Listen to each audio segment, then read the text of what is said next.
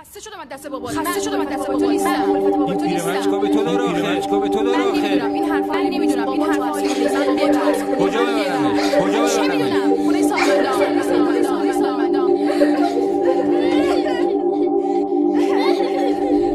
پاشو بریم. پاشو بریم. پاشو.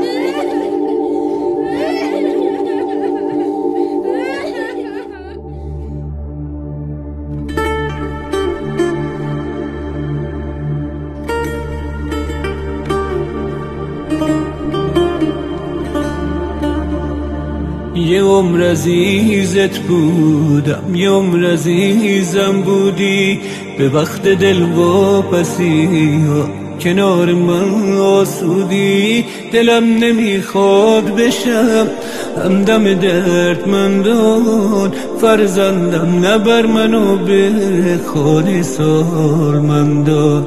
بذار بمونم خونم هم شاد و هم خندان، فرزندم نبر منو به خانه سالمندان.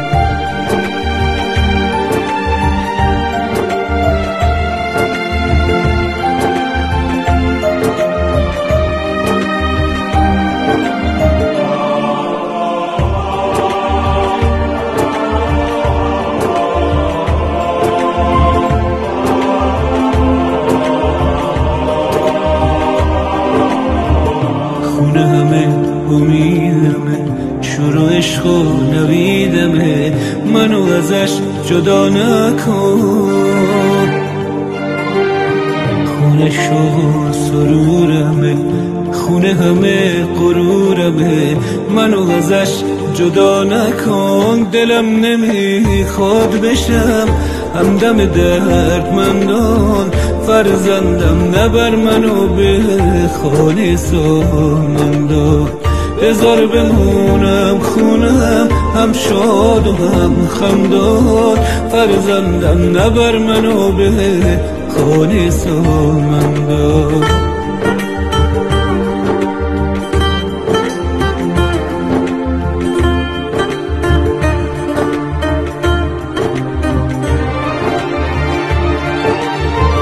من که برات تو زندگی هیچ چیزی کم نذاشتم، من که عمر عزیزم و به پای تو گذاشتم. این آخر عمری منو از نبه هم جدا نکن، من عاشق خونمونم اینجور منو رها نکن. دلم نمیخواد بشم همدم دردمندان، فرزندم نبر منو به خانه سالمندان.